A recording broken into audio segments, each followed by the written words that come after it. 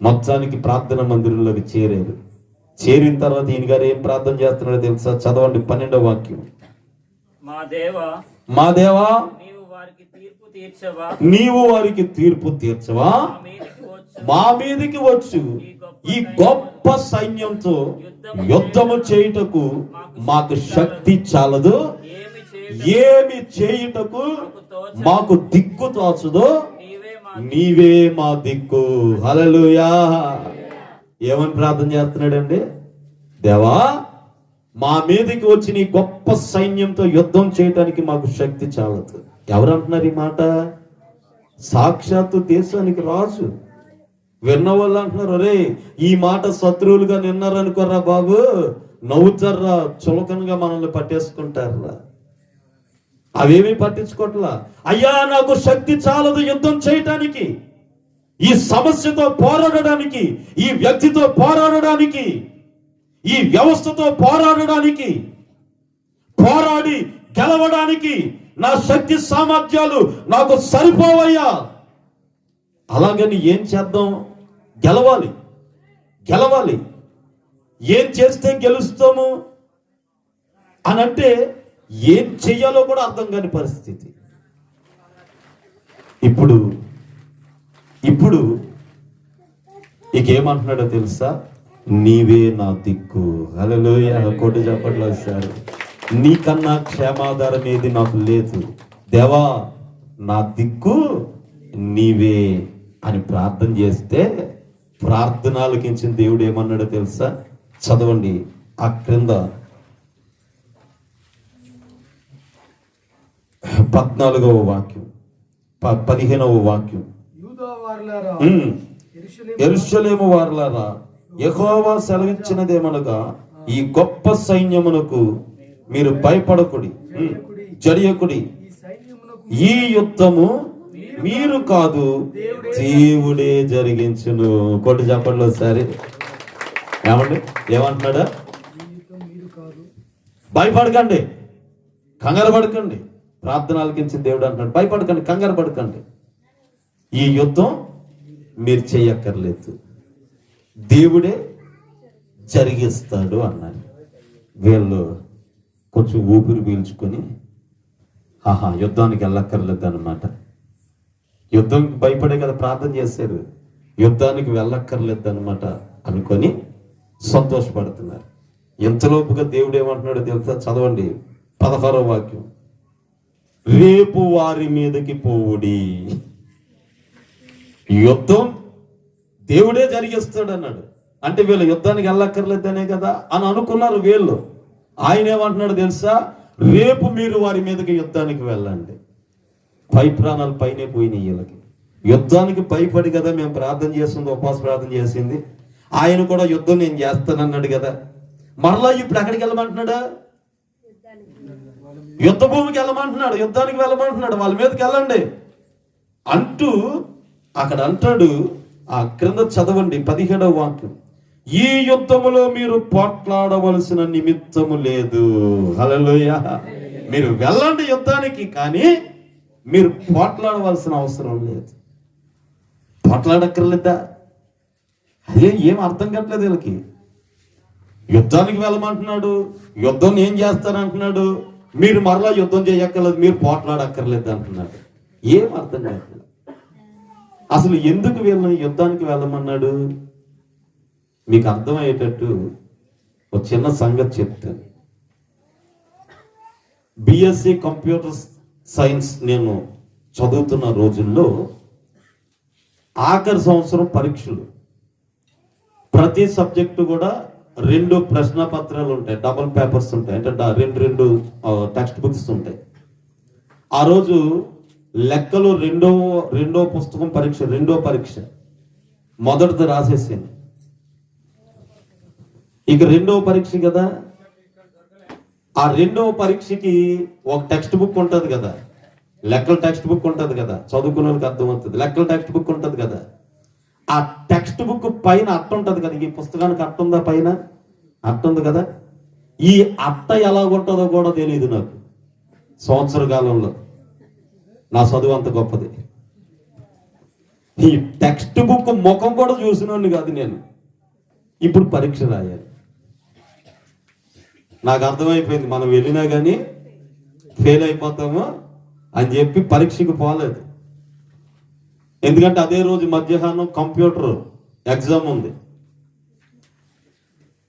Computers బాగా చదువుతాను, electronics బాగా చదువుతాను. లెక్కల దగ్గరికి వచ్చేటప్పుడు కొంచెం వీక్. ఇక కంప్యూటర్స్ ప్రిపేర్ అవుదాం, రాత్రి మధ్యాహ్నం కంప్యూటర్స్ ఎగ్జామ్ రాద్దామని చెప్పి మా ఫ్రెండ్ ఉన్నాడు, వాడిని ఎగ్జామ్ హాల్లో దింపి నేను వచ్చి వాళ్ళ ఇంట్లో కూర్చొని చదువుకుంటున్నా. ఈలోపుగా ఆ పరీక్ష ప్రారంభమయ్యి 1 గంట అయింది. అటెండెన్స్ వేస్తారు కదా, ఎవరెవరు వచ్చారో అటెండెన్స్ వేస్తారు కదా. ఆ అటెండెన్స్ వేసేటప్పుడు ఒక్కొక్కరి దగ్గరికి వచ్చి సంతకం పెట్టించుకుంటే నా సీటు ఖాళీగా ఉంది. ఆ పరీక్ష హాల్కి ఎగ్జామినర్గా మాస్టర్గా వచ్చిన ఆయన ఎవరంటే మా కంప్యూటర్ లెక్చరర్. ఆయనకి నేనంటే ఇష్టం. ఇప్పుడు అక్కడ సీటు ఖాళీగా ఉంది. ఇటు రాలేదు ఏంటని చూస్తే అక్కడ మా స్నేహితుడు ఉన్నాడు. ఆయన అడిగాడు, వీడు రాలేదేమిట్రా, జైగడ్ రాలేదేమిట్రా అంటే, ఏం చదవలేదంట, ఫెయిల్ అయిపోతానని రాలేదు వాడు, మధ్యాహ్నం పరీక్షకు ప్రిపేర్ అవుతున్నాడు అన్నాడు. ఎక్కడున్నాడంటే మా ఇంట్లో ఉన్నాడు. మీ నాన్నగారు ఫోన్ నెంబర్ ఇవ్వని చెప్పి ఫోన్ నెంబర్ తీసుకొని, సెల్ నెంబర్ తీసుకొని ఫోన్ చేశాడు. వాళ్ళ నాన్నగారు ఫోన్ ఎత్తారు. పలానా ఓడు ఉన్నాడంటే ఉన్నాడండి. పరీక్ష రాయడానికి రాలేదంటే ఆడికి ఏమి రాలేదంట, రాలేదండి. ఈ లెక్చరర్ ఏమన్నాడు తెలుసా? ఏమండి, కాలేజీలో మేము ఎంతమంది లెక్చరర్లు ఉన్నది ఎందుకు అన్నాడు. ఎందుకండి అన్నాడు ఈయన. వాళ్ళని పాస్ చేయడానికే కదండి, వాళ్ళకి పాఠాలు చెప్పడానికే కాదు. వాళ్ళు ఫెయిల్ అయిపోతుంటే పాస్ చేయాల్సిన బాధ్యత కూడా మాకుంది. ముందు అర్జెంటుగా తీసుకొని రండి అన్నారు. ఆయన నా దగ్గరకు వచ్చి బండి ఎక్కరా అన్నాడు. ఎక్కడికో తీసుకెళ్తున్నాడేమో. నేను బండి ఎక్కాను. చిన్నగా తీసుకొచ్చి కాలేజీ గేట్ దగ్గర దింపాడు.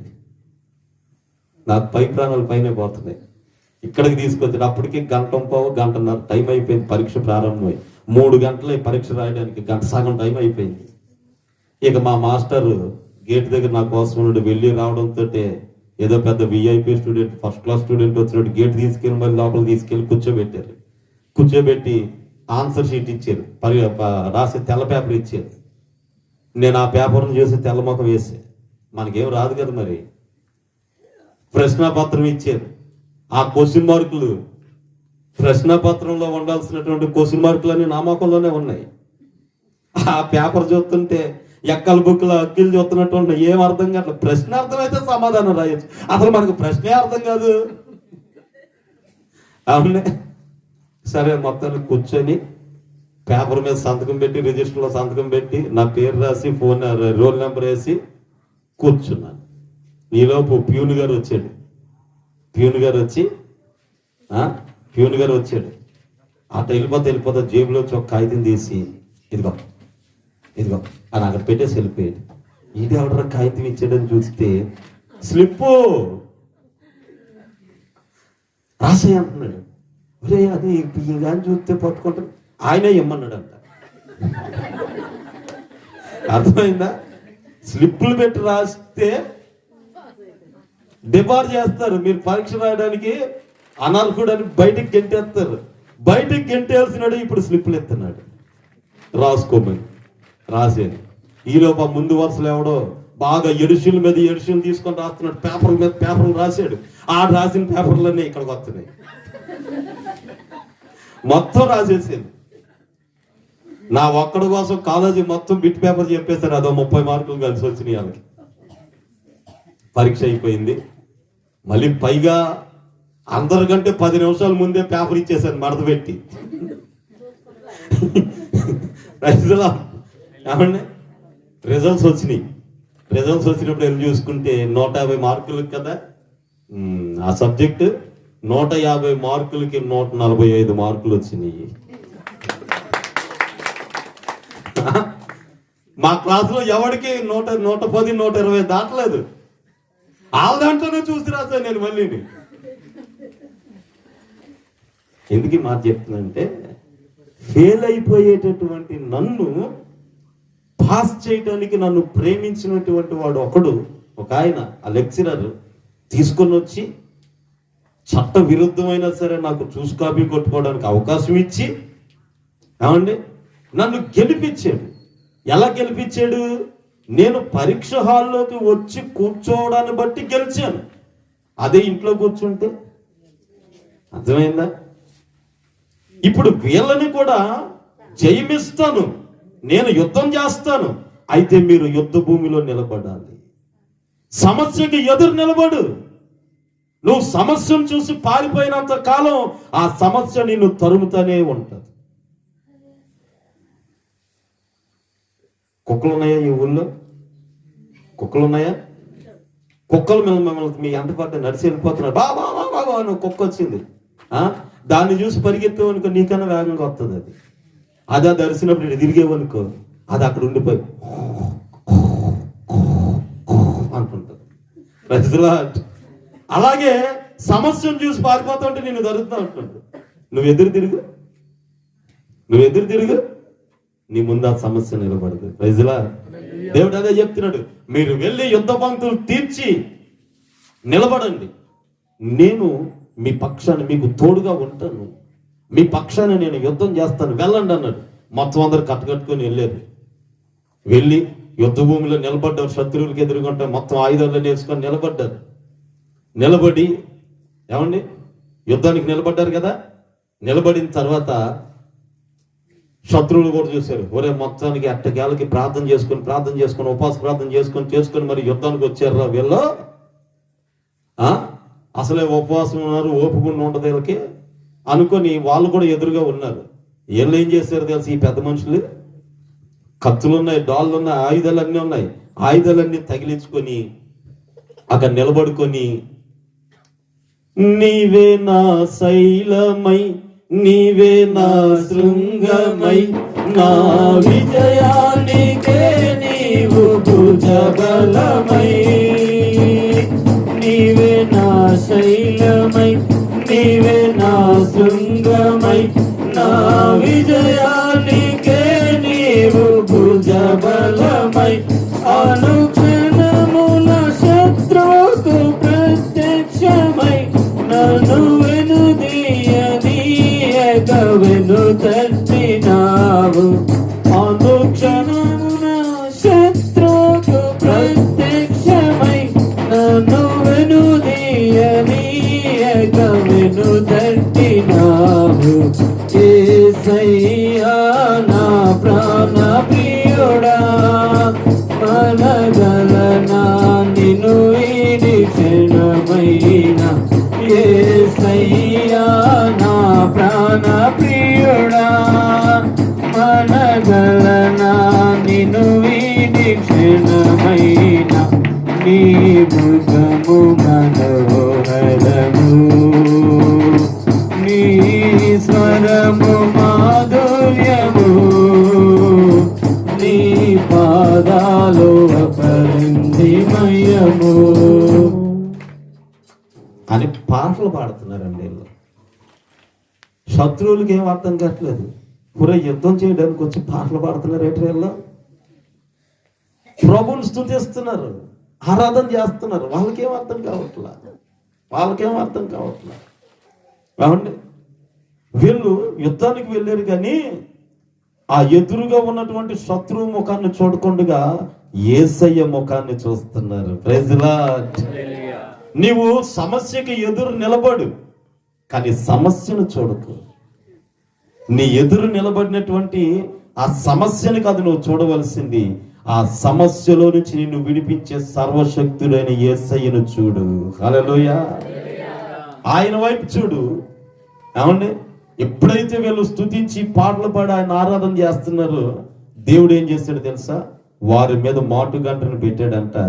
ఆ మాటుగంటలు శత్రువులందరిని చంపేశారు. కొట్టండి చప్పట్లు వచ్చారు. Praise the Lord. దేవుడు యుద్ధం చేశాడు, శత్రువులందరూ చనిపోయారు. వీళ్ళు శత్రువుల దగ్గరికి వెళ్ళారు, ఆ శవముల దగ్గరికి వెళ్ళారు.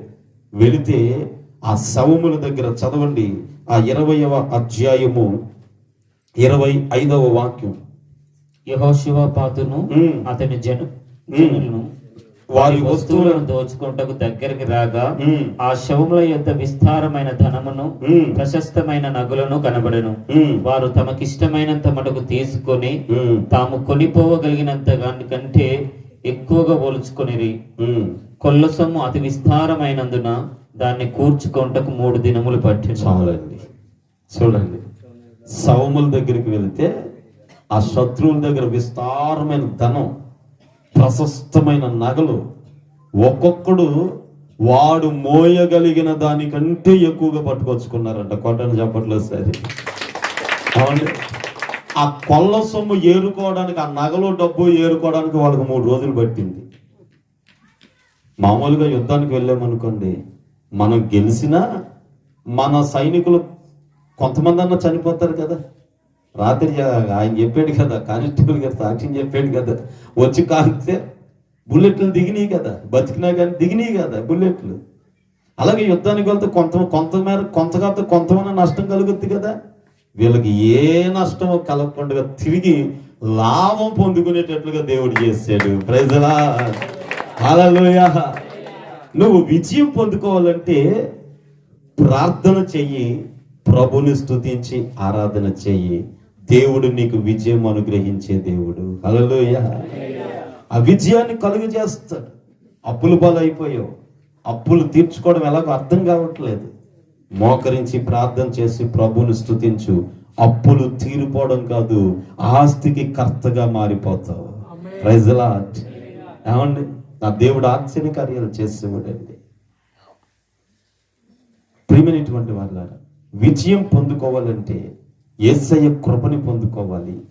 రెండవది శత్రువుకి మేలు చేయగలగాలి. మూడవది ప్రభుని ప్రార్థన చేసి స్తుతించగలగాలి. హల్లెలూయా.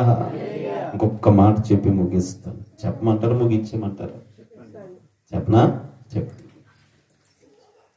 యేసు ప్రభుని సిలువేసి చంపేశారు కదా. డౌట్ ఏం లేదు. చంపేశారు కాబట్టే గుడ్ ఫ్రైడే జరుపుకుంటున్నాం కదా. సమాధి చేసేసారు. 3వ రోజున పునరుత్థానుడై లేచాడా లేదా? లేచాడు కనుక ఈస్టర్ పండుగ జరుపుకుంటున్నాం. Praise the lord. హల్లెలూయా. తర్వాత యేసు ప్రభు శిష్యులకు కనబడ్డాడు కదా. కనబడిన తర్వాత కొంచెం మిగతా వాళ్ళు కూడా కనబడుతున్నాడు. ఈలోపు యేసు ప్రభు శిష్యులు ఉన్నారే, యేసు ప్రభు శిష్యులు, వీళ్ళలో ఒక ఆయన ఉన్నాడు. తోమా గారు కాదు, అన్నిటికి ముందుంటాడు. నేనే ఫస్ట్ అనుకొని పేతురు అన్నయ్య. ఈ పేతురు అన్నయ్య ఏం చేశారు తెలుసా? యోహాను సువార్త 21వ అధ్యాయంలో చదివితే ఈ స్టోరీ ఉంటది. నేను చేపలు పట్టడానికి వెళ్తున్నాను అన్నాడు. ఎక్కడికే? ఆ మాట ఎందుకు అన్నాడంటే, 3.5 సంవత్సరాలు యేసు ప్రభుతో తిరిగాం. ఇంతకు మునుపు చేపలు పట్టేవాడిని మనుషులు పట్టే జాలాలను చేస్తాడని యేసు ప్రభు సేవకు పిలిచి ఈ జాలరికి ఏమని పేరెట్టాడో తెలుసా? అపోస్తులుడు అని బిరుదిచ్చాడు. అవునండి, యేసు ప్రభు ఉన్నంతకాలం బండి బాగా నడిచింది రాబాయ్. రాత్రి బాగాలు ఎక్కడ పడితే అక్కడ కోటాలు. 3.5 సంవత్సరాలు తిండికి లోటు లేదు, బట్టకి లోటు లేదు, బెడ్డకి లోటు లేదు. ఏమండి, తిండికి తక్కువ లేదు. ఎక్కడికి వెళితే అక్కడికి సమృద్ధిగా పెడుతున్నారు. వేసుకోవడానికి బట్టలు ఇస్తున్నారు. రెస్ట్ తీసుకోండి అయ్యా, మీరు అలసిపోయారు, రెస్ట్ తీసుకోండి అయ్యా కొద్దిసేపు, ఏదో కాయ కష్టం చేసి వచ్చినట్టు.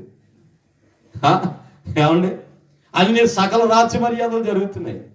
ఇప్పుడు యేసు ప్రభు చనిపోయాడు, యేసు ప్రభు లేడు. యేసు ప్రభు పేరెత్తితే చంపేస్తామంటున్నారు వాళ్ళు. ఇక ఎందుకు వచ్చింది గొడవ కానీ, ఎప్పటిలాగా చేపలు పట్టుకుంటున్నాడు. అంటే ఆయనతో పట్టుకున్న మిగతా వాళ్ళు ఏమన్నారు తెలుసా?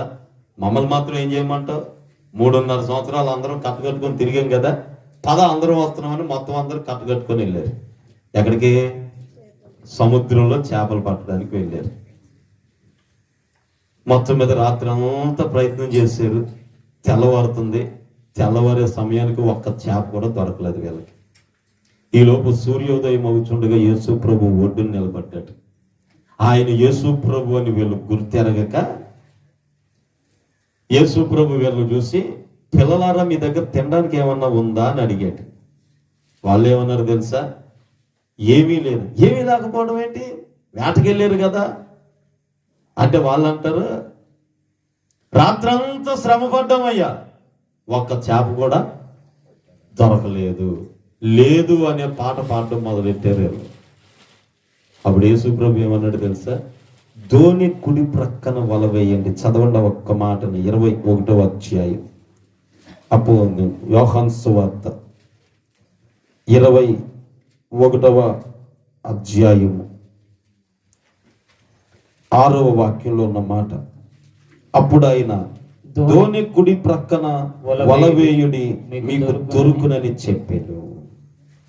గనక రాత్రంతా ప్రయాసపడ్డారు, ఒక్క చేప కూడా వీళ్ళకి, చేప పిల్ల కూడా దొరకలేదు వీళ్ళకి. ఫెయిల్ అయిపోయారు. దిగాలుగా నిరాశపడిపోయి అలా దిగాలుగా చూస్తున్నారు వీళ్ళు. యేసు ప్రభు ఫెయిల్ అయిపోయిన వీళ్ళ దగ్గరికి వచ్చాడు. కొట్టండి చెప్పట్లేదు సార్. ఎవరి దగ్గరికి వచ్చాడు? పాస్ అయినోడి దగ్గరికి కాదు, ఫెయిల్ అయిపోయినోడి దగ్గరికి వచ్చాడు. వచ్చి, బెదరో చేపలు ఏం పడలేదా? ఏం పడలేదయ్యా. అవునా కుమారుడు, ఏం పడలేదయ్యా. ధోని కుడి ప్రక్కన వలవి. ఆయన చెప్పినట్లుగా వీళ్ళు వల వేసారు. ఆ వలలో 153 గొప్ప చేపలు పడ్డాయంట. హల్లెలూయా. ఏమండి, నీకు విజయం కావాలంటే యేసయ్య మాటని విను, దేవుని వాక్యాన్ని విను. దేవుని వాక్యము ఫెయిల్ అయిపోయిన నీ బ్రతుకుని పాస్ చేస్తుంది. అపజయాల మధ్యలో కూరుకొని పోయినటువంటి నీ జీవితానికి విజయాన్ని కలుగజేస్తుంది యేసయ్య మాటని మనం విన్నప్పుడు. యోహాను రాసినటువంటి మొదటి పత్రిక 5వ అధ్యాయంలో ఒక్క మాట చదువుకొని ముగించుకుందాం. యోహాను సువార్త, యోహాను పత్రిక, యోహాను రాసిన మొదటి పత్రిక, మొదటి 5వ అధ్యాయం 4వ వాక్యం. దేవుని మూలంగా పుట్టిన వారందరూ లోకమును జయించుదురు. లోకమును జయించిన విజయము మన విశ్వాసమే. హల్లెలూయా. నీకు విజయం కావాలంటే విశ్వాసం ఉండాలి. విజయం పొందుకోవాలంటే యేసయ్య కృపను పొందుకోవాలి.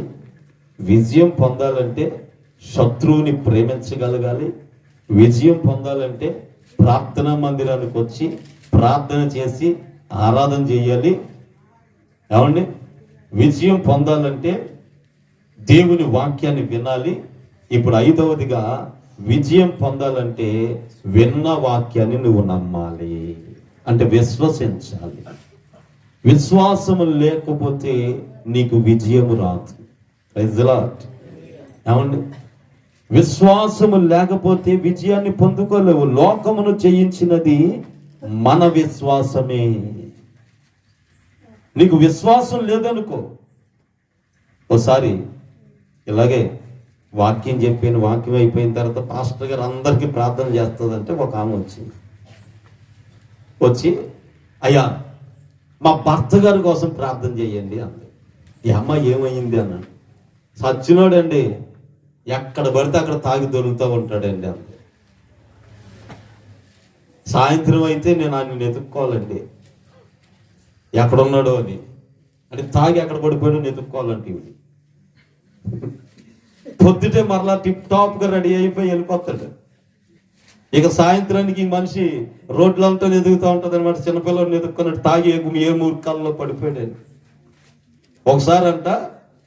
ఒకసారి ఫుల్గా తాగి మిరపగా బజ్జీలు పొట్లం ఒకటి పట్టుకొని వస్తున్నాడు, తినుకుంటూ వస్తున్నాడు.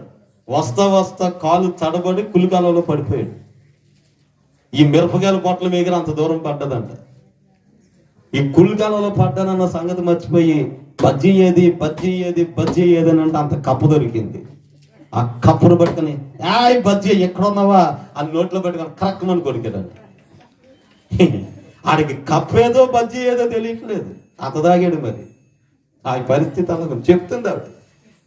చెప్తుంటే సరే అమ్మ ప్రార్థన చేద్దాం, ప్రభు మారుస్తాడని ప్రార్థన చేసేది. ప్రభాతను దర్శించు, వ్యసనంలో నుంచి విడిపించని ప్రార్థన చేసేది. ప్రార్థన అంతా అయిపోయిన తర్వాత గట్టిగా ఆమేన్ అంది. అబ్బా దేవునికి స్తోత్రం అనుకున్నా నేను కూడా. ఆమేనని ఆడు తిరిగింది. ఇటున్న మనిషి అలా తిరిగి వెళ్ళిపోవాలి కదా. అది తిరిగి నా చాదస్తం కాకపోతే ఆ దరిద్రుడు మారతాడేటి? అర్థమైందా? వచ్చి ప్రార్థన చేయించుకుంది, ప్రార్థన చేసేము, ప్రభు మారుస్తాడని చెప్పేము. ఆ మారుస్తాడయ్యా, నేను నమ్ముతున్నానయ్యా అని అనడం మానేసి ఆ పనికిమాలినాడు మారతాడేంటి అన్నట్టు ఇంకే నమ్మకం లేదు. మరి ప్రార్థన ఎందుకు చేయించినట్టు మాతోటి? అర్థమైందా? ఏమండి? కనుక నీవు ఏదైతే కావాలనుకుంటున్నావో అది ప్రభు ఇస్తాడని నువ్వు నమ్మాలి, అంటే విశ్వసించాలి. విశ్వాసము లేకపోతే నీకు విజయము రాదు. Praise the Lord. నీ విశ్వాసమే నిన్ను విజయ పదంలో నడిపిస్తుంది. ఉద్యోగం లేదా, ప్రభు ఉద్యోగం ఇస్తాడని విశ్వసించు. వ్యాపారం పాడైపోయిందా, మంచి వ్యాపారాన్ని దేవుడు ఇస్తాడని విశ్వసించు. కుటుంబ పరిస్థితులు బాగోలేదా, దేవుడు బాగు చేస్తాడని విశ్వసించు.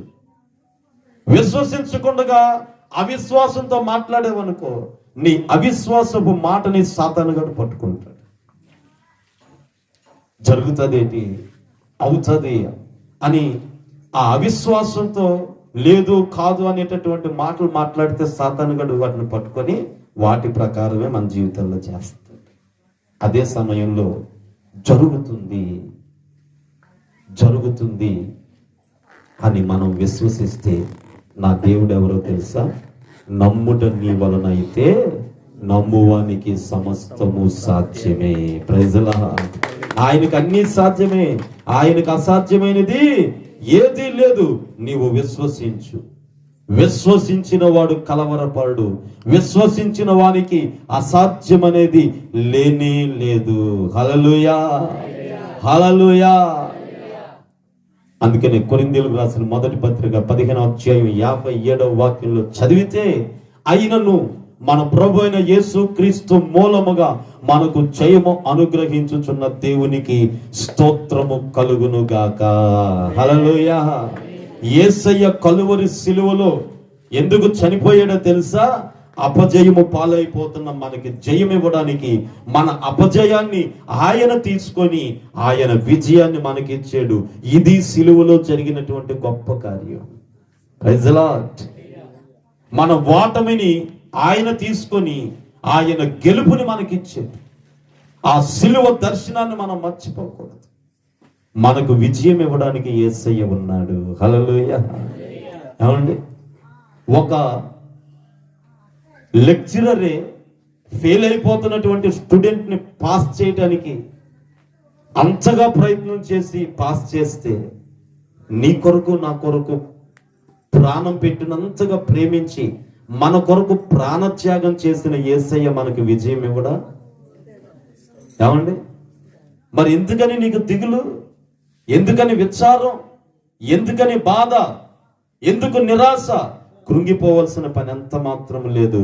ఈ రాత్రి నా ప్రభువైన యేసు క్రీస్తు మీకు ఏ విషయంలో మీరు అపజయాల పాలైపోయారో ఆ సమస్త విషయములలో మీకు జయం అనుగ్రహించుటకు ఆయన మీ పక్షాన విజయశీలుడుగా, జయశీలుడుగా, జయమిచ్చే దేవునిగా ఆయన నిలబడి ఉన్నాడు. నీకు చేతనైతే ఒకసారి నిలబడి ప్రభుని స్తుతిద్దాం. అందరం లేచి నిలబడి మన ప్రభు అయిన యేసు క్రీస్తు మూలముగా విజయం అనుగ్రహిస్తున్న దేవునికి స్తోత్రము కలుగునుగాక. స్తోత్రము కలుగునుగాక. చేతులెత్తి స్తోత్రాలు చెబుతూ అందరూ, ఏ విషయంలో నీవు ఓడిపోతూ వచ్చావు, ఏ విషయంలో నీవు ఓటమి పాలైపోతూ వచ్చావు, ఏ విషయంలో నీవు కలవరపడుతూ వచ్చావు, ఏ విషయంలో కృంగిపోతూ వచ్చావు, ఆ సమస్యని రాత్రి నా ప్రభు ఎదుట చెబుతూ ఈ విషయంలో నాకు జయమిచ్చినందుకు నీకు స్తోత్రము తండ్రి. ప్రభువా, ఉద్యోగ ప్రయత్నాలలో చేసి విసిగి వేసారిపోయానయ్యా, అపజయముల పాలైపోయానయ్యా. నేను కోరినట్లుగా ఈ రాత్రి నీవు నాకు విజయం ఇస్తున్నందుకు నీకు స్తోత్రములు తండ్రి.